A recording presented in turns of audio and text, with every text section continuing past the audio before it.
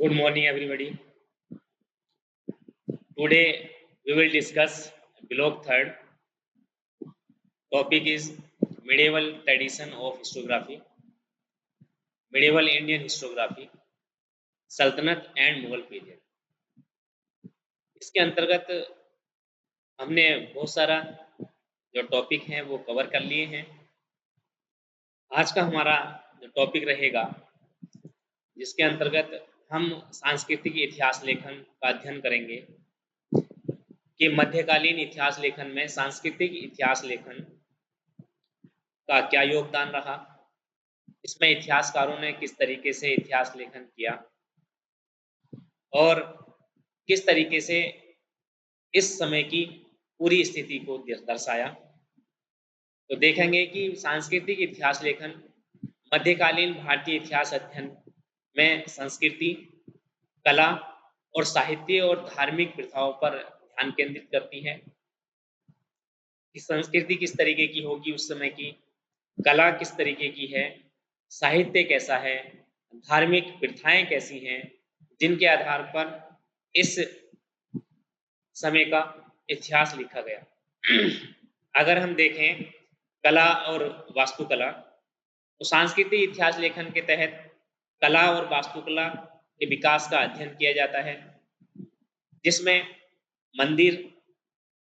मंदिरों का स्वरूप, मंदिर किस तरीके के हैं, किस देवी देवता से रिलेटेड हैं, किस स्थान पर हैं, इसका अध्ययन करेंगे।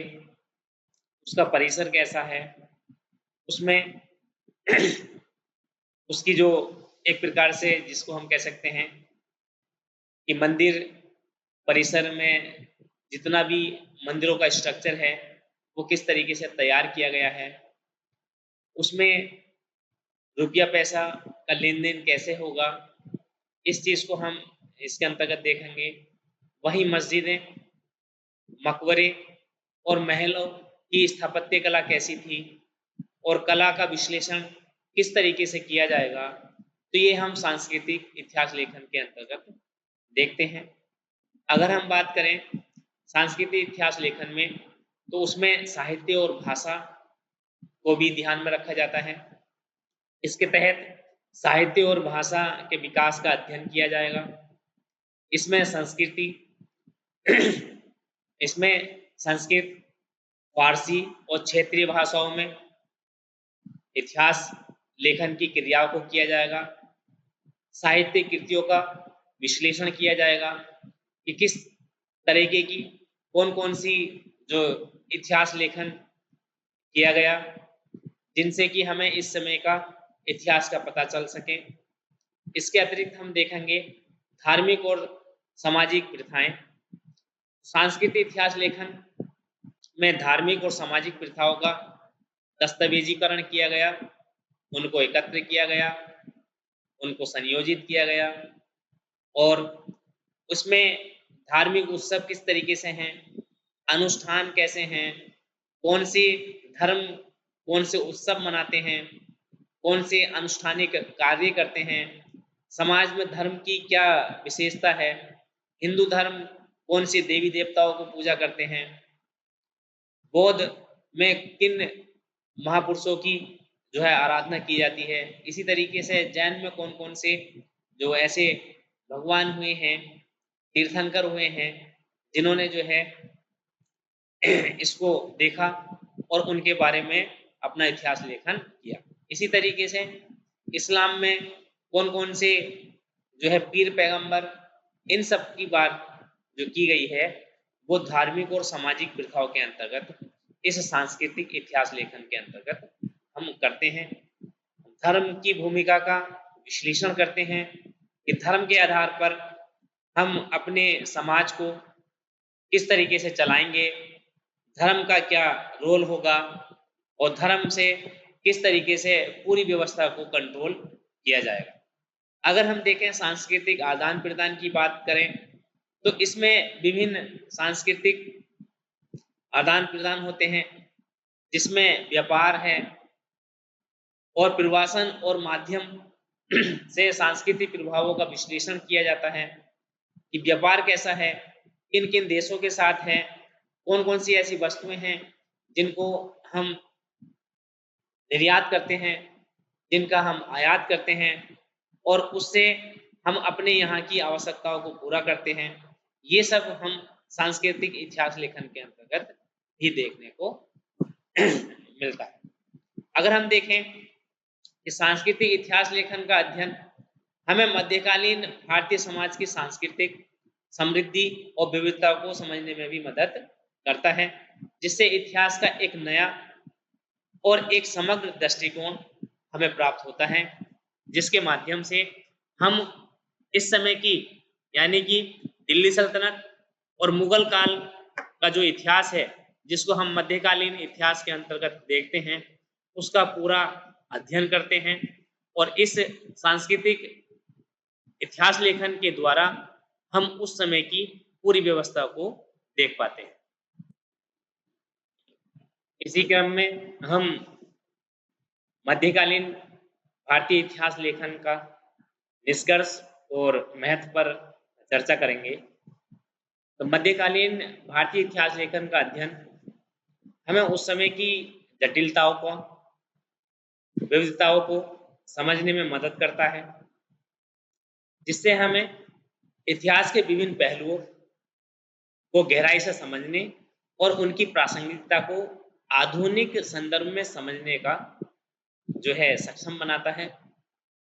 इतिहास लेखन की समृद्ध परंपराएं कौन कौन सी हैं, उस पर हम डिस्कस करेंगे। तो मध्यकालीन भारतीय इतिहास लेखन की समृद्ध परंपराओं ने हमें एक व्यापक और गहन ऐतिहासिक दृष्टिकोण प्रदान किया। इतिहासकारों के विविध दृष्टिकोणों और उनके विश्लेषणात्मक तरीकों ने इतिहास के विभिन्न पहलुओं को उजागर किया। विविध दृष्टिकोणों को और विधियों को अगर हम देखें तो समकालीन और आधुनिक दृष्टिकोणों ने इतिहास लेखन में नई विधियां और दृष्टियों को शामिल किया, जिससे हमारे ऐतिहासिक ज्ञान का विस्तार बढ़ा और उसको हम गहराईता से अध्ययन करते हैं। समकालीन प्रासंगिकता की बात करें तो इतिहास लेखन का अध्ययन हमें न केवल अतीत की समझ प्रदान करता है, बल्कि वर्तमान और भविष्य के लिए भी महत्वपूर्ण सबक और दृष्टिकोण प्रदान करता है। हमें सामाजिक, सांस्कृतिक और राजनीतिक मुद्दों पर समग्र दृष्टिकोण प्रदान करता है।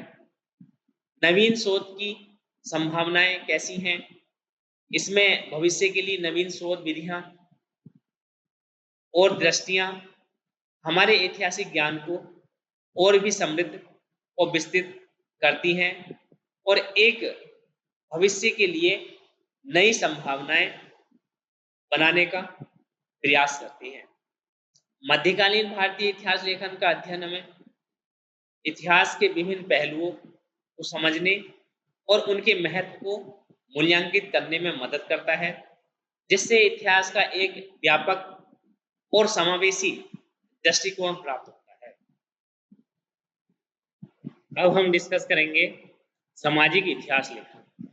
तो सामाजिक इतिहास लेखन मध्यकालीन भारतीय समाज की संरचना, वर्ग विभाजन और सामाजिक गतिशीलता का अध्ययन पर आधारित है, उसी पर केंद्रित है।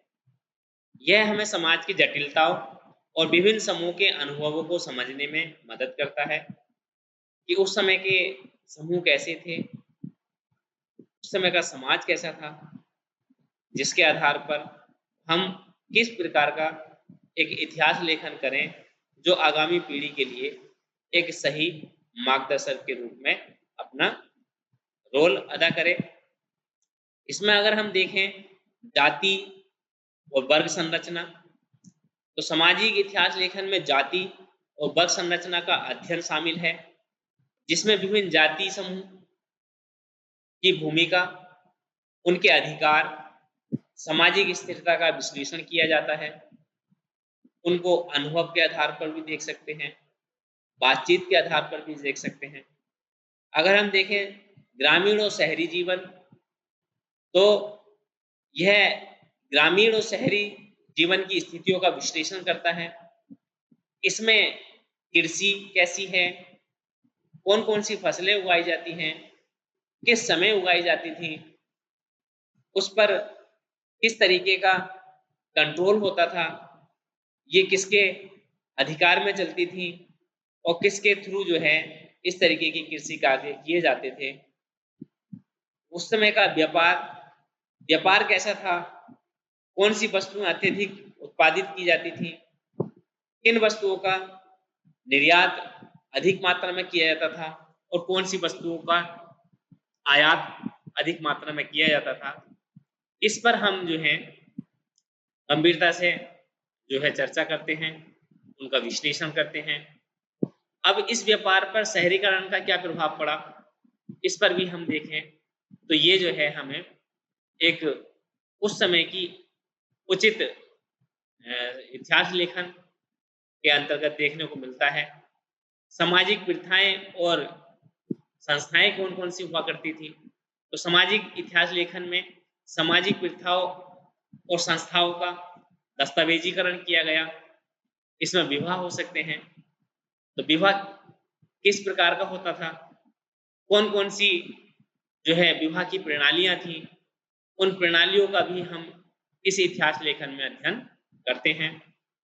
परिवार कैसा था, संयुक्त परिवार व्यवस्था थी या एकल परिवार व्यवस्था थी, मुखिया का रोल क्या था, ये भी सब हम जो है इस इतिहास लेखन के अंतर्गत देखते हैं।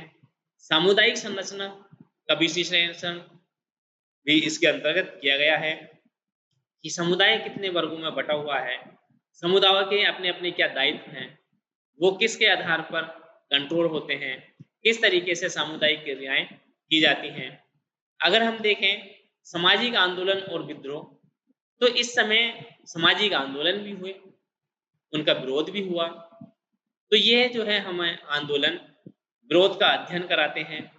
इससे किसान विद्रोह, किसानों ने विद्रोह किए, श्रमिक आंदोलन, श्रमिकों ने भी आंदोलन किए, सामाजिक सुधार आंदोलन, ये सब जो हैं हम इस इतिहास लेखन के अंतर्गत उनका विश्लेषण करते हैं।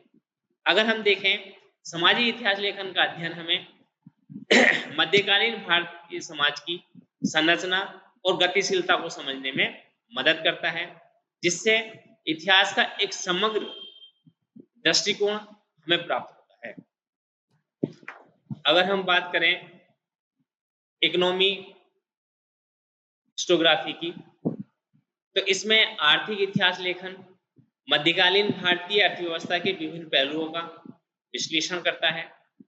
इसमें व्यापार किस तरीके का है, कृषि कैसी है, उद्योग धंधे कैसे हैं, उनकी वित्तीय प्रणाली कैसी है, इन सब का जो हम अध्ययन इस आर्थिक इतिहास लेखन के अंतर्गत करते हैं कि किस राजा का व्यापार कैसा है, उसके अंतर्गत रहने वाली जो पूरी शासन व्यवस्था है वो कैसी चल रही है, कृषि कैसी थी, उद्योग धंधे कैसे थे, ये सब जो है हम आर्थिक इतिहास के अंतर्गत देखते हैं।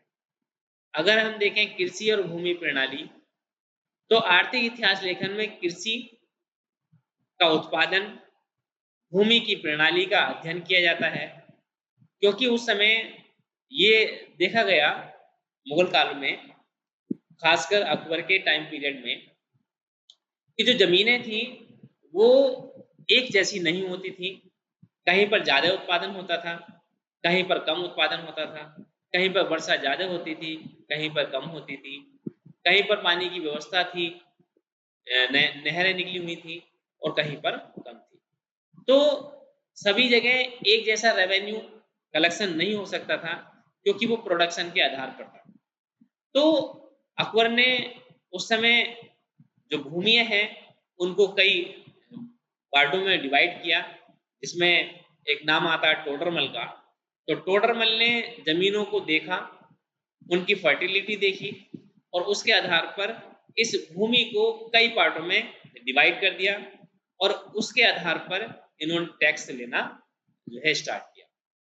अगर हम देखें मोहम्मद बिन तुगलक के समय में, जो कि दिल्ली सल्तनत के अंतर्गत देखते हैं, तो उसमें भी इन्होंने कृषि कार्यों पर अत्यधिक बल दिया, जिसके लिए इन्होंने एक दीवाने को ही करके एक एग्रीकल्चर डिपार्टमेंट बनाया और उसके अंतर्गत इन्होंने जगह जगह नहरें बनवाई और उन नहरों के माध्यम से इस पूरी व्यवस्था को जो है सिंचित किया जाता था, उनको इरिगेट किया जाता था और जो फसल होती थी उसका जो है वो प्रोडक्शन वो सरप्लस में होने लगा और उनसे जो है वो अपना जो रेवेन्यू था वो कलेक्ट करते थे और उस रेवेन्यू से अपनी अर्थव्यवस्था को चलाते थे। तो ये देखें अगर हम तो भूमि राजस्व का विश्लेषण भी हम जो है इसी तरीके से इस व्यवस्था के अंतर्गत देखते हैं और जो कृषि है उसमें फसलों का पैटर्न कैसे होगा कि कौन सी फसल किस सीजन में बोई जाएगी, कब उसको काटा जाएगा, कितनी जो है उसके लिए बीजों की आवश्यकता पड़ेगी, किस फसल के बाद कौन सी फसल को जो है हम बो सकते हैं, इस सब का जो अध्ययन है वो हम आर्थिक इतिहास लेखन के अंतर्गत करते हैं, जो कि दिल्ली सल्तनत और मुगल काल के दौरान हमने जो है इसको देखा है। अगर हम देखें व्यापार और वाणिज्य तो यह गतिविधि इतिहास लेखन के अध्ययन का एक प्रमुख स्रोत मानी जाती है। इसमें आंतरिक और बाह्य व्यापार कैसा है, व्यापारिक मार्ग कैसे हैं और वाणिज्यिक संस्थाओं का विश्लेषण किस तरीके से किया गया, ये सब जो है हम इसके अंतर्गत यानी कि व्यापार और वाणिज्य के अंतर्गत देखते हैं। शिल्प और उद्योग में अगर हम देखें तो आर्थिक इतिहास लेखन में शिल्प और उद्योगों का दस्तावेजीकरण किया गया। इसमें विभिन्न उद्योगों, कारीगरों और शिल्पकारों की भूमिका का विश्लेषण हुआ कि किस तरीके से इस समय के जो उद्योग धंधे हुआ करते थे उनके लिए कच्चा मटेरियल कहाँ से आएगा और जो तैयार माल है वो हम किस किस स्थान पर भेज सकते हैं। तो इन सबको हम देखते हैं वो शिल्प और उद्योग के अंतर्गत देखते हैं। वित्तीय प्रणालियां, यह दृष्टिकोण वित्तीय प्रणालियों और मुद्रा का अध्ययन करता है। इसमें कर प्रणाली, मुद्रा का प्रचलन और वित्तीय संस्थाओं का विश्लेषण शामिल है कि मुद्रा प्रणाली कैसी होगी। जैसे कि अगर हम देखें दिल्ली सल्तनत के अंतर्गत तो इल्तुतमिश जो कि मोहम्मद जो ऐबक था, कुतुबुद्दीन ऐबक, उसका दामाद हुआ करता था और उसकी डेथ के बाद वो दिल्ली सल्तनत का सुल्तान बना और जिसको हम रियल फाउंडर ऑफ दिल्ली सल्तनत कहते हैं। तो उसने दिल्ली सल्तनत के अंतर्गत मुद्रा प्रणाली में सुधार किया और दो तरीके के सिक्के चलाए जिसको हम टाका और जीतल कहते हैं और पूरी जो अर्थव्यवस्था है उस समय की वो इसी करेंसी पर बेस थी। तो मुद्रा का प्रचलन कैसा था और अगर हम देखें वित्तीय संस्थाओं का विश्लेषण कि उस समय कुछ जो है वित्तीय संस्थाएं बनाई गई जैसे दीवाने मुस्तकराज, दीवाने इंशा, दीवाने कोही, ठीक है। तो ये उस समय की कुछ संस्थाएं थी जो कि पूरी इस व्यवस्था को देखते थे, रेवेन्यू कलेक्ट करते थे और जो है पूरी अर्थव्यवस्था को चलाते थे। आर्थिक इतिहास लेखन का अध्ययन अगर हम देखें तो इसमें मध्यकालीन भारतीय अर्थव्यवस्था की संरचना, उसका विकास, उसको समझने में मदद करता है जिससे इतिहास का एक व्यापक दृष्टिकोण प्राप्त होता है। अब हम डिस्कस करते हैं धार्मिक इतिहास लेखन। धार्मिक इतिहास लेखन मध्यकालीन भारतीय इतिहास में समाज में धर्म की भूमिका और धार्मिक प्रथाओं का विश्लेषण करता है। यह हमें धार्मिक विचारों और उनके सामाजिक और राजनीतिक प्रभावों की समझ को समझने में मदद करता है। कुछ धार्मिक संस्थाएं जिसमें धार्मिक इतिहास लेखन, धार्मिक संस्थाओं का दस्तावेजीकरण होता है। इसमें मंदिर, मस्जिद, मठ, सूफी दरगाहों को शामिल किया जाता है, उनका अध्ययन किया गया। धार्मिक आंदोलन, यह धार्मिक आंदोलन और सुधारों का विश्लेषण करता है। इसमें भक्ति आंदोलन, सूफी आंदोलन और अन्य धार्मिक आंदोलन का अध्ययन हम देखते हैं। अगर हम भक्ति आंदोलन की बात करें तो भारत में भक्ति आंदोलन का जो एक प्रकार से उद्भव है या सूत्रपात है वो दक्षिण भारत से हुआ, ठीक है, जिसमें नैनार, और अलवार, इस तरीके के जो उस समय जो कुछ प्रथाएं थी कि नैनार जो किस भगवान को मानेंगे, अलवार किस भगवान को मानेंगे, और वो एक डिवोशन के आधार पर ईश्वर की आराधना करेंगे। तो उसमें भक्ति आंदोलन में अगर हम देखें तो सगुण और निगुण दो तरीके की व्यवस्था थी। सगुण वो जो कि मूर्ति पूजा में विश्वास करते हैं, जैसे मीराबाई है, रसखान है, तो ये क्या थे कि मूर्ति पूजा के एक प्रकार से अनुयायी थे और मूर्ति को आधार मानकर उनकी आराधना करते थे। वहीं निर्गुण में अगर हम देखें तो फॉर्मलेस जो है एक प्रकार से उनका डिवोशन होता था कि निर्गुण मतलब जिसमें मूर्ति पूजा का खंडन किया जाता था। इसके अनुयायियों में अगर हम देखें तो कबीर हैं, नानक हैं, तो ये जो है इसके प्रमुख उस समय के भक्ति आंदोलन के कुछ संत हुआ करते थे। इसी तरीके से हम देखें सूफी, तो सूफीज्म जो है वो वेस्टर्न एशिया से उठा और वो धीरे धीरे ईस्टर्न एशिया की तरफ बढ़ा और इन्होंने जो है इस के कुछ जो है पार्ट भी डिवाइड किए, जैसे चिश्तिया, सोहाबगर्दी, इस तरीके के कुछ जो है इसमें सिलसिले हुआ करते थे, जो कि डिवोशन यानी कि गॉड के प्रति जो डिवोशन था उसको आधार मानकर वो ईश्वर के प्रति व्यक्ति के बीच मन के अंदर एक भावना को जागृत करते थे और इसमें ईश्वर की महत्ता पर बल देते थे। तो ये था इसके अंतर्गत सूफी आंदोलन। अन्य कुछ धार्मिक आंदोलन हुए जिनका अध्ययन हम भी इस मध्यकालीन भारतीय इतिहास लेखन के अंतर्गत करते हैं। धार्मिक ग्रंथ और साहित्य, धार्मिक ग्रंथ और साहित्य की अगर बात करें हम तो इसमें कुछ ग्रंथ, कुछ साहित्य का अध्ययन होता है।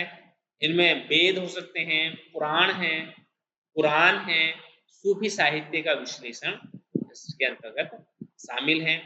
वेदों में 4 वेद, पुराणों में 18 पुराण, कुरान, हदीस, ये सब जो है वो उस समय बच्चों को पढ़ाई जाती थी, इनका अध्ययन करवाया जाता था और इसी को जो है इन्होंने इस टाइम पीरियड में एक प्रकार से संग्रहित करके रखा, उनका जो है इतिहास लेखन किया और समाज पर उसका क्या प्रभाव पड़ेगा इस सब का अध्ययन इसमें हम देखने को मिलता है।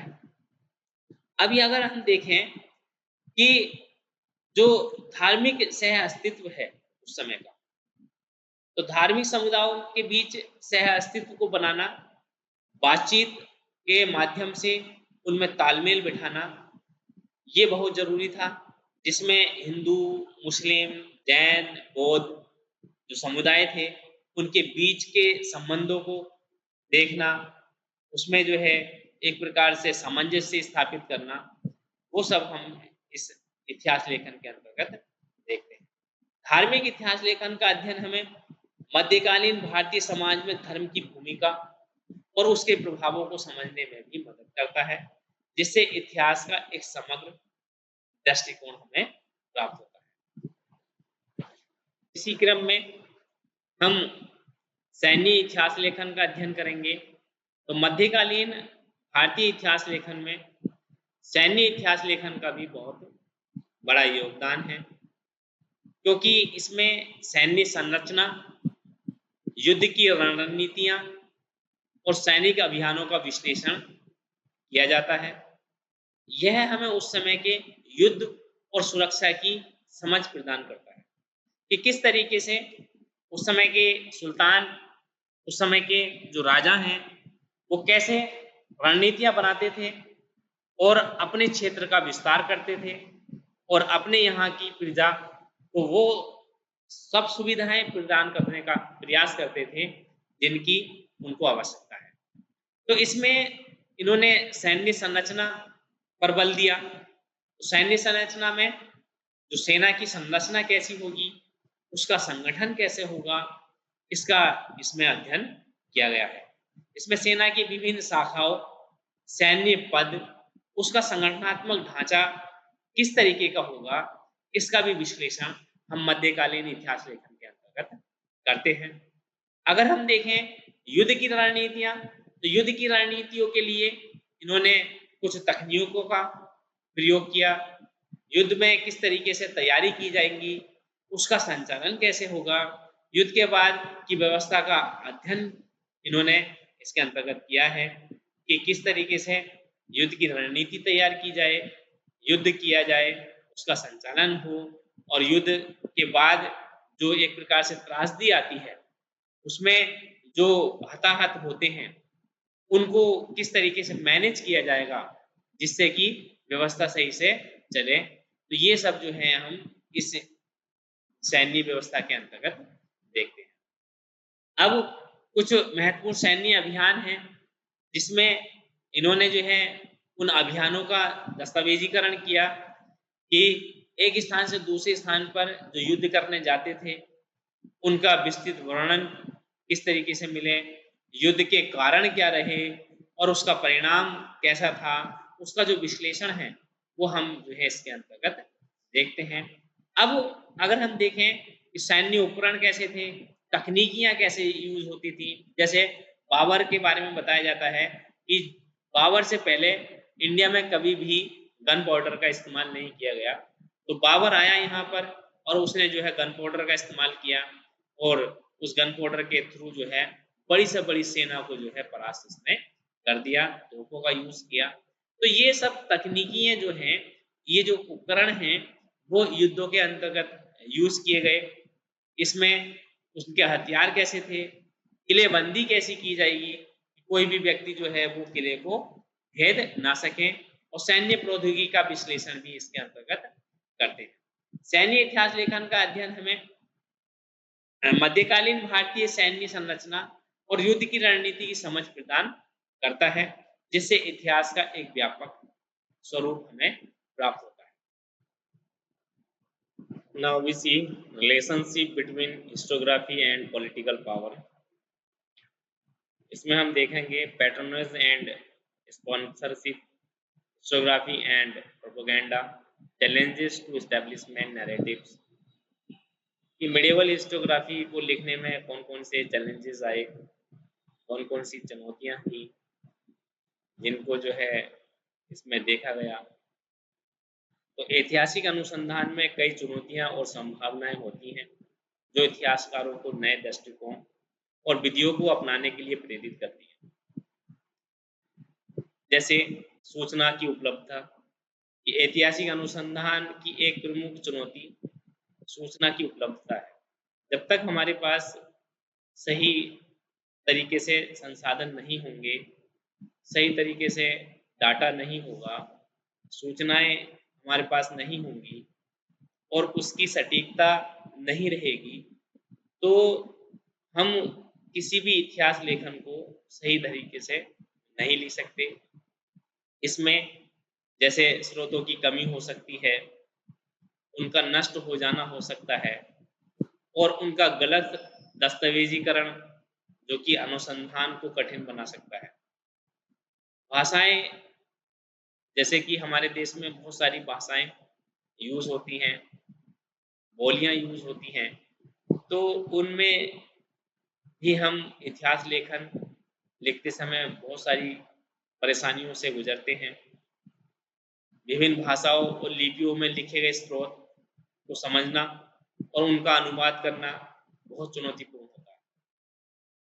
इतिहासकारों को इन भाषा को समझने के लिए टाइम देना पड़ता है, उन बाधाओं को दूर करने के लिए विशेष प्रशिक्षण लेना पड़ता है और उनको एक विशेष कौशल की आवश्यकता पड़ती है, जिसके आधार पर ये इतिहास लेखन सही तरीके से, सही ढंग से प्रस्तुत किया जा सकता है। अब देखें हम अगर कि प्राथमिक स्रोत की जो विश्वसनीयता है वो कैसी हो, कि जो भी हमारे पास प्राथमिक स्रोत मिल रहे हैं उनकी विश्वसनीयता की जांच की जाए, क्योंकि ये स्रोत जो हैं अक्सर पक्षपाती या अधूरे हो सकते हैं। इतिहासकारों को स्रोतों की प्रामाणिकता और सटीकता की जांच करनी चाहिए, उनका कठोर विश्लेषण करना चाहिए और प्रौद्योगिकी का उपयोग करके यानी कि टेक्नोलॉजी का प्रयोग करके उसको एक सिस्टमैटिक ढंग देना चाहिए। आधुनिक प्रौद्योगिकी में ऐतिहासिक अनुसंधान ने नई संभावनाएं खोली, जिसमें डिजिटल, जीआईएस और अन्य तकनीकी हमें उपलब्ध हैं और इन उपकरणों का प्रयोग करके इतिहासकारों ने बड़े पैमाने पर डेटा का विश्लेषण किया, उसका निष्कर्ष निकाला और एक इतिहास लेखन को जो है नया आयाम प्रदान किया।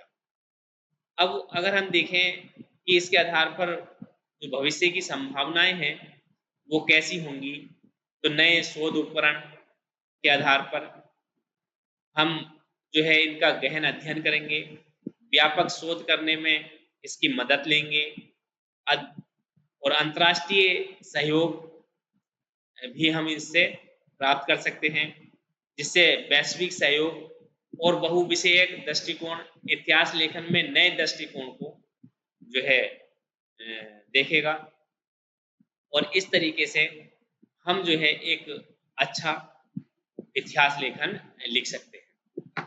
तो ये था हमारा थर्ड ब्लॉक का मिडिएवल हिस्टोग्राफी, जिसके अंतर्गत हमने सल्तनत कालीन और मुगल कालीन इतिहास को अच्छी तरीके से देखा और आगे भी हम जो ब्लॉक फोर्थ है, ब्लॉक फिफ्थ है, उसको कंटिन्यू रखेंगे और एक अच्छी तरीके से इस इतिहास का जो है उल्लेख करेंगे। Thank you.